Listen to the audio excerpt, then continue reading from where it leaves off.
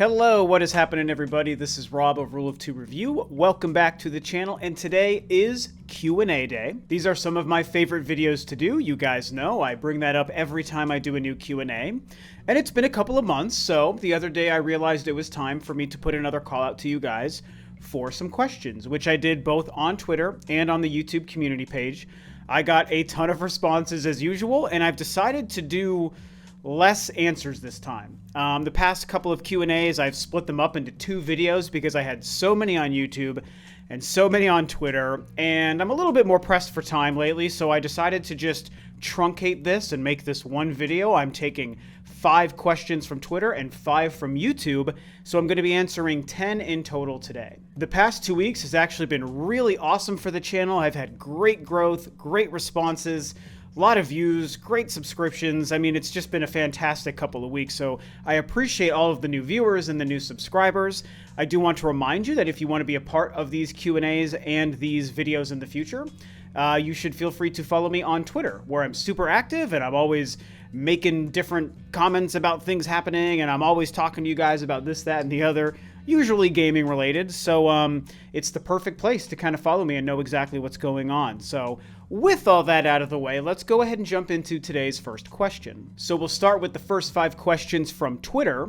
And on Twitter, from my good buddy and fellow YouTuber SmashJT, at SmashJT, he asks me, surprise, surprise, a Metroid question.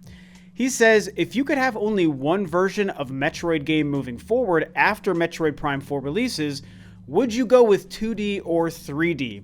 This is a great question. In fact, I could probably make a whole video about this one topic. But if I was going to answer it here, Smash, it's actually, I have a really weird answer because I'm somebody who my favorite Metroid game, my favorite video game of all time, as you guys know, is Metroid Prime, a 3D Metroid game.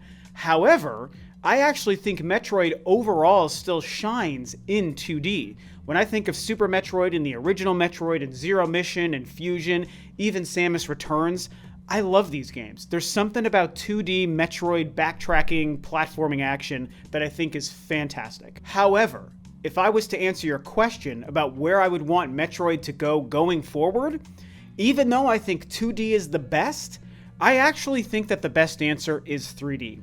Mostly because I think that there's a lot of unexplored territory in the idea of a 3D Metroid game.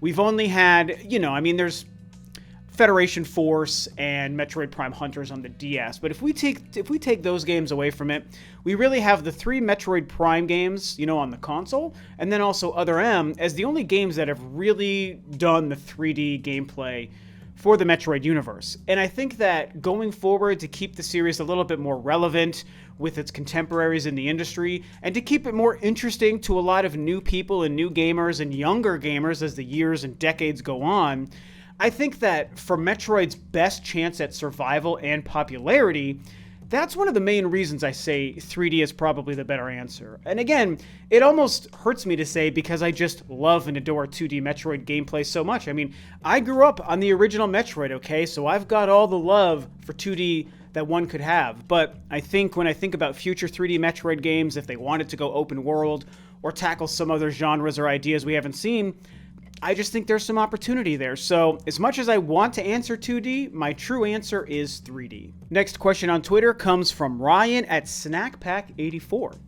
And Ryan asks me, if a Nintendo Switch Pro does come out like rumors speculate, what are 3 things you hope they change or improve? Yes, the one and only classic Nintendo Switch Pro question. We're all wondering about this idea. And, I'm not somebody who really needs or is asking for a Nintendo Switch Pro, and I've gone back and forth on whether or not I even believe the rumors over the years. It's like, one day I don't believe them, the next day I do believe them. I don't even know what to say anymore. But right now there's a conversation about some new Switch SKU coming out in early 2021. I think that there could be something to that, so I guess we'll see if that's true and what it turns into. But let's pretend that we live in a world where tomorrow a Nintendo Switch Pro is announced. What are 3 things I would want them to change or improve? Well, the first is obvious, and it's the same that most people want, and it would be more power. I'm not a power-hungry guy. I'm not a graphics whore kind of person. Like, I don't need the Switch to have any more power or capability currently, but if they were going to make a Switch Pro, it still is something I would like. I mean, to justify the idea, and when I think about it playing games that maybe the current Switch couldn't play, that does get exciting. Maybe a Switch Pro comes out and we can get the Resident Evil 2 remake, and we can get Final Fantasy VII remake, even though I didn't really like that game. We could get Cyberpunk 2077, stuff like that. I mean, yeah, I would be cool with that. So power becomes one of them. The other thing would be for them to go in the opposite direction of the Switch Lite and make the console bigger. I want a bigger console. I want bigger Joy-Cons, something more comfortable, something to fit my hands. And I mean, you know, I'm not going to say that I have the biggest hands in the world. I have like medium-sized hands. But even my medium-sized hands, the Switch Joy-Cons are tiny. They're uncomfortable to use sometimes. I love them, but they're not the most comfortable. And playing the Switch, you know, docked handheld, sometimes hurts my hands. And so I think if the Switch Pro would be made bigger and the Joy-Cons would be made bigger, that would be something I would enjoy because it would be a lot more comfortable and it would just fit my hands better. The last thing I would want them to improve would be for the system to run cooler. I would like for there to be a bigger or more effective fan built into the device and for the system to not get so hot. Because, you know, my Switch, which is a day one launch Switch, it still runs fine, but the fan makes some noise sometimes. It can get pretty hot. Sometimes that thing is just buzzing and whirring and spitting out really hot air, and my Switch itself does get pretty hot. And ever since the warping controversy right when the Switch launched, I've been really nervous about it, so I actually keep a fan on my Switch whenever it's running in the dock. So I would really like it if the Switch just ran cooler and had a bigger or more effective fan. So again, I don't know how I feel about the Switch Pro idea, but, you know, answering your question about just the idea of a Switch Pro, if it were to exist, these are probably the top 3 things I would want changed. Next question on Twitter comes from Anchordown Gaming at Anchordown902, who asks me, 2020 run, Ocarina of Time Majora's Mask 3D HD combo pack on Switch, Wind Waker Twilight Princess HD combo pack on Switch, or Skyward Sword HD on Switch. You can only pick one. Well, that is a very, very tough thing to answer. I would like all of those to be real. And, you know, I mean, so Wind Waker is my favorite Zelda of all time. It's one of my favorite video games of all time. But believe it or not, I'm not going to pick the Wind Waker Twilight Princess combo, mostly because I already have those games on their original console and on the HD on the Wii U. So I don't really feel like I need to have them also brought to the Switch. Not like I would be unhappy with it, but I don't think I would pick it out of this list. Honestly, I think I'm going to pick Skyward Sword HD. And the reason is because, as you guys have heard me say so many times, I think Skyward Sword deserves a second chance. It deserves new life on another console. And as I've said repeatedly over the years, I want that game to not be trapped on the Nintendo Wii.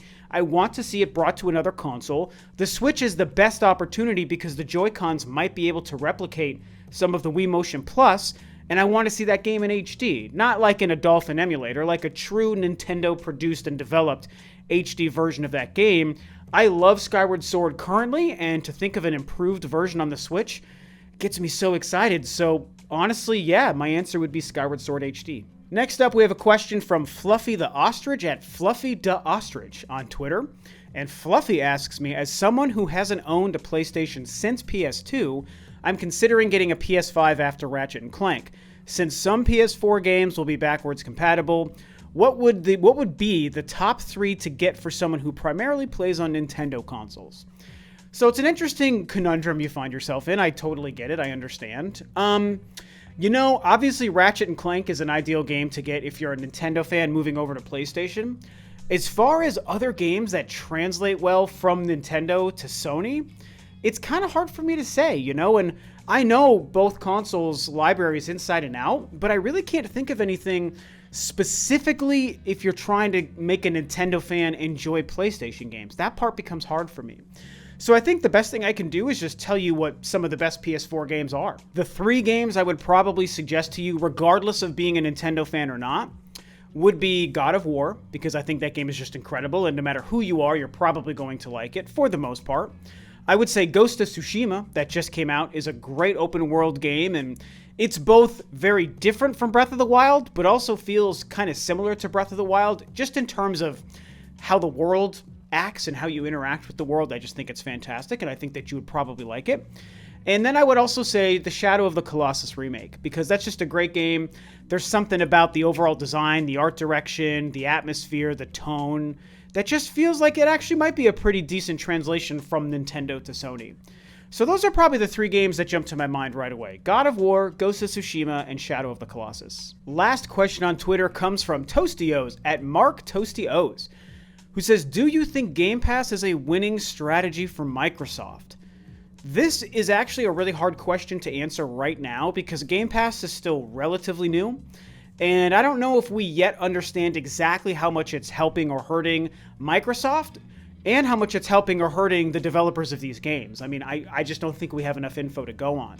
What I can say is I do think Game Pass is a winning strategy for fans and for gamers, like for us, you and me, because for a couple of bucks a month, I'm paying $14.99 a month.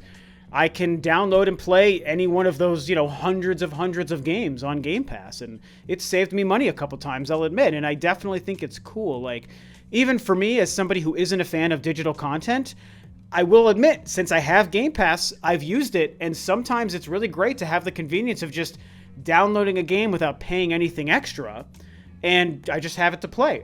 I mean, the fact that I didn't have to buy Gears of War 5 blows my mind, and because I am a Gears of War nut. I love that franchise, and I think Gears of War 5 was awesome, but I didn't have to pay for it other than just the $14.99 a month that I'm paying. So, I mean, clearly, subscription models are the way of the future for a lot of industries. I mean, physical goods, digital goods, TV, video games, books, comic books, it's crazy. And so I think Microsoft is really trying to bet everything on that, as well as helping that turn the Xbox idea into an Xbox platform. And why we're seeing some Xbox games come over to like Nintendo Switch and stuff, for example, and the crossover between PC. But again, monetarily, we don't yet know. I mean, maybe Microsoft is currently taking a loss financially to do this because I hope that over the next couple years, it starts to turn a corner and they start to make money on it. But maybe there's a chance that doesn't happen, so maybe Microsoft loses money for long enough that they just leave gaming outright. I mean, it's really tough to say. So I don't know if we have enough data to say if it's a winning strategy for them yet, but I do think gamers and the consumer are buying into it, which is very valuable. That's what Microsoft wants. So the jury is still out, but yeah, I think that there's a chance long term it might actually work out for them. Moving over to YouTube, we have a question from Nixon, who says, hey Rob, do you think Nintendo has anything or any games planned for the rest of the year? Also, when do you expect to see more news for a Smash Challenger Pack? Well, I would say that as far as like Nintendo games, no. I don't really expect any new Nintendo first-party games to be announced or released in 2020. Do they have more third-party games? Maybe. Do they have another Nintendo Direct or partner presentation planned? Probably. In fact, they basically said they still have another partner presentation coming. So I absolutely think we're going to see one of those next month in October. I don't know if we're going to see a regular Direct in 2020. I think that the next time we see that will probably be in 2021. I know that's heartbreaking to think about, but that's just kind of what I think. So that's that. And when do I expect to see more news on the next Smash character? Honestly, probably next month also. I think we're going to hear about the next Smash character before the year is over. I mean, September is far into the year, but it's also like we still have 4 months to go. So there's a lot of time in 2020, and we've gotten the one Smash character this year. I really think we're on the cusp of the announcement of the next character sometime pretty soon. Next question on YouTube comes from Raiders Fan 42. Oh, the Raiders. Not my favorite team, as you can tell. Anyway, Raiders Fan says, if you could make a Metroid All-Stars collection using only 3 games, which would you pick? Also love seeing Mr. Pickles. My fiance and I have a rabbit as well. Nice. Very cool. Mr. Pickles is actually going back to my fiance's school today. So his weekend stay with us is finally over. We're taking him back home. But as far as the Metroid question, a Metroid All-Stars, I mean, for me, it's a pretty easy answer. I would say Super Metroid and Metroid Zero Mission and Metroid Fusion. Those to me make the most sense. If I was to do something a little bit more obvious, I think it'd be really cool to see... There's a couple of ways you could do it. I like the idea of the Super Metroid trilogy, where you get Super Metroid, Other M, and Metroid Fusion. And I know people hate Other M, but you guys know that I like that game, and I think it deserves a new shot on the Nintendo Switch. So maybe packaging those 3 games together would be really cool. Or maybe like Metroid Prime Hunters, Metroid Other M, and Metroid Samus Returns. That could be another really cool package, something like that. So there's a couple of ways you could package together 3 Metroid games, you know, and put them as like an All-Stars collection. Obviously, the Prime Trilogy already exists, so we know that they could do that. But as far as the other games, I don't know. That's kind of what I see. Next up on YouTube comes a question from Kieran Buckley, who says, with the Nintendo 3DS production finally ending, thus the 3DS is officially dead, what are some of your fondest memories of the Nintendo 3DS? Yeah, good question. You know, long live the 3DS. What a great machine that really just kept trucking for a long time. And as we know, it kind of helped keep Nintendo afloat during the Wii U years. Like, I love the Wii U, but we know that it wasn't a hit. It was a failure and didn't make money for Nintendo. But Nintendo had this monstrous 3DS machine going that whole time, making them a ton of money and probably keeping them profitable throughout that whole Wii U period. So it's a great machine. There are a lot of great games. You know, one of my fondest memories is when the machine first launched. I mean, when it was still $250.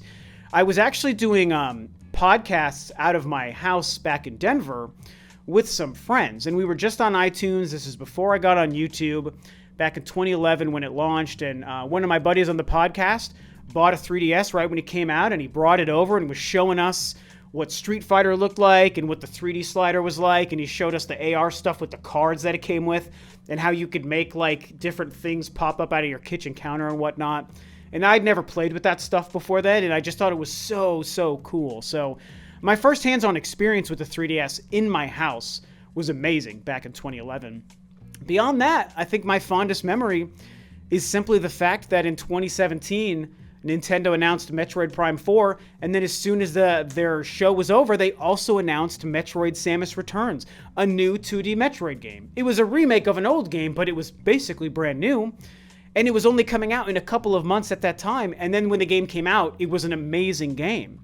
So I have to say that the 3DS gave us the most recent kick-ass Metroid game, and I really appreciate it for that. I also liked Federation Force. You guys know me. I think that game's pretty good. There's problems, but I still like it. So, yeah, you know, I love the 3DS. Sad to see it go, but it had a hell of a run. Next question on YouTube comes from Malik JC, who says, hey, Rob, I've been a fan for a few years now. Me and my buds are thinking of starting our own YouTube channel. Any tips to share with us? So, starting on YouTube, eh? I feel like Captain America in that whole detention thing. So, you've decided to start a YouTube channel. I appreciate the question, Malik. I'm pretty sure I recognize you. I think I've seen you in a lot of my comments and on my live streams and stuff before. So, thanks for the question. You know, I've talked to people about this before. Best tips and advice for doing YouTube and being successful. I think that, you know, some of the things that jump to mind, first and foremost, as cheesy as it sounds, just make sure you're doing something you enjoy. You want your content to be genuine and sincere, and you want people to believe you and your friends. You want them to believe who you are and to believe what you say. And the best way to do that is to be honest and to be doing something you're actually having fun doing, because I am telling you, it comes through in the final product. People are smart and they can smell the BS out. So if you're faking it, they're going to know that you're faking it, and your content will suffer. Also, the other 2 most important pieces of advice that I tell everybody when they ask me about being YouTube, 1 is quality audio.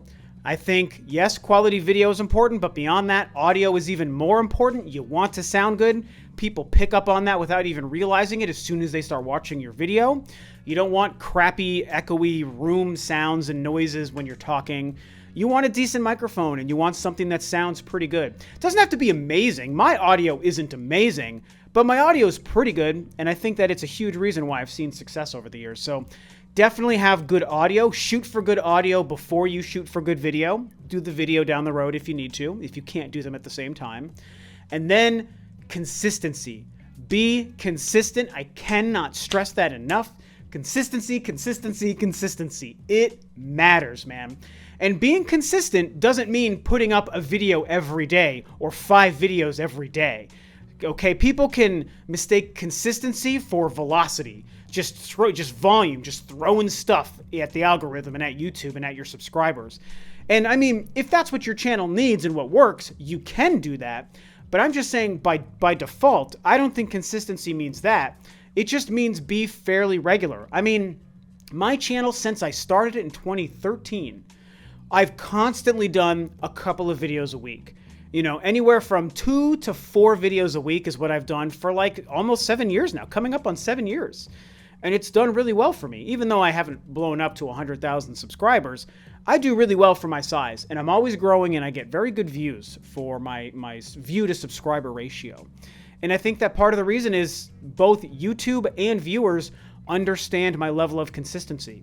And you can trust every couple of days I'm going to have a new video out because I like doing it and I've got stuff to talk about. So if you guys can find a routine and a schedule and a level of consistency that works for you, you got to stick to it. And with that comes patience. I think a lot of people start YouTube, they put a couple of videos out and they're expecting all these views and subscribers, and it's like, man, it takes a while. It took me like 14 months to get my first 1,000 subscribers. It takes time. I didn't start averaging more than 1,000 views per video until year 3. So you gotta have patience, you gotta be consistent. Okay, and here's the last question of the day, the last YouTube question, which is good because quite honestly, I think I'm losing my voice. I think I lost my voice doing a 3-hour Spawn cast last night, and now it's like, my voice feels tired. So I'm glad that we're on the last question here. It is a long one. This is a very long question, but I liked the question and I wanted to read it and give this person a chance. So here we go. Final one for the day. This comes from Felipe Nani, who says, "Hey Rob, I got to know your channel pretty recently, but I love your content. The way you express your thoughts and opinions and how you always emphasize that they're exactly that. Opinions that belong to you and not facts. Thus respecting everyone else's opinion. Keep up the great work, and I hope you reach your 15,000 subscribers soon."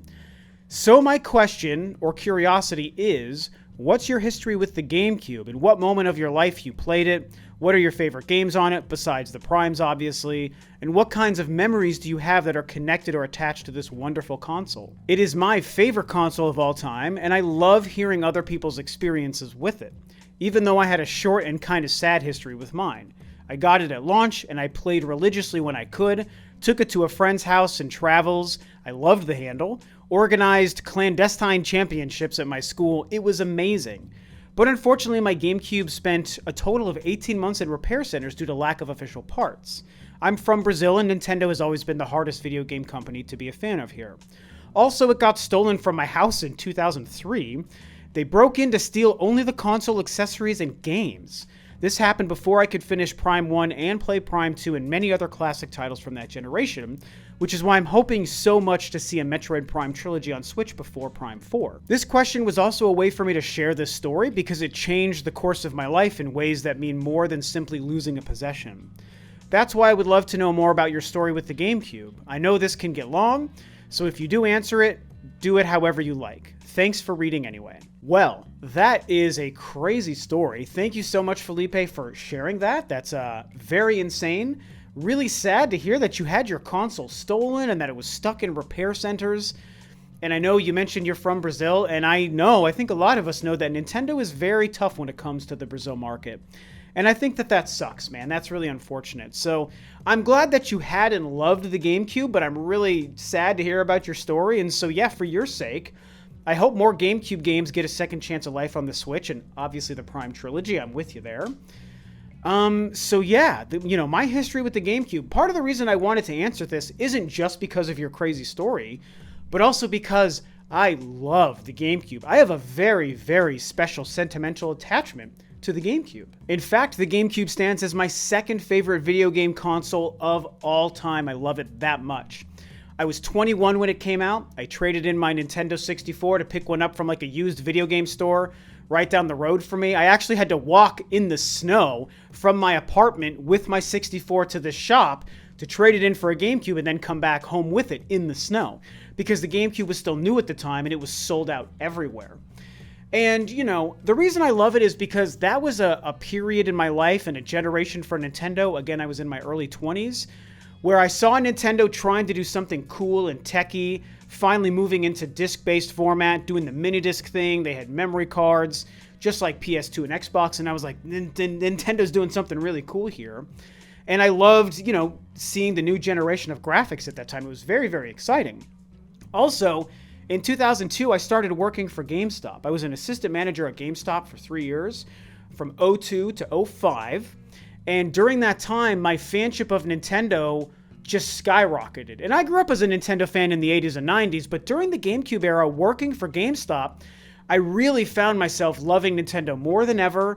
I sold more GameCubes for Nintendo than they ever did, because anytime someone came into GameStop like, should I get a PS2, an Xbox, or a GameCube? I was like, let me tell you why the GameCube is the best, and this is the console for you. So I definitely sold a lot, and I bought every single GameCube game that released at the time because, you know, I had a store discount, and I was in the games industry because of GameStop. Also, because of GameStop, I went to E3 in 2004, back in the golden years, before the internet fed us, you know, E3 news 24/7 during that week. And I got to go behind the scenes. It was industry only. And that was during the GameCube years. I got to see the Nintendo DS for the first time. Before the world got to see it, I got to see it behind closed doors. And I also got to play Resident Evil 4 and Star Fox Assault and Metroid Prime 2 at E3 before the world got their hands on it. It was amazing. And that whole generation, that whole 6th-gen GameCube era, even though I loved the PS2 and Xbox as well, the GameCube was just super special to me. It's my favorite video game controller of all time, the most comfortable controller. I love it. It's got my favorite video game of all time, Metroid Prime. I just think the GameCube is amazing. It even had quality third-party support. That's a huge thing we have to remember. So I appreciate your story. I hope my story did yours justice. I love the GameCube. I will remember it fondly. It's my second favorite video game console ever made. And so with that, this Q&A is a wrap. This was a ton of fun. I had so many comments and people being kind to me, telling me how much you guys enjoy me and my content and the channel. And it really feels great to hear. I appreciate the love and support from you guys, and I appreciate the questions. So if I didn't get to answer your question, I am sorry. Hopefully next time you can get your question in, and maybe I'll have a chance to answer it at that time. So for now, this video is a wrap. Thanks, of course, as always, for tuning in, guys. This is Rob of Rule of Two Review, and I'll catch you next time on another video.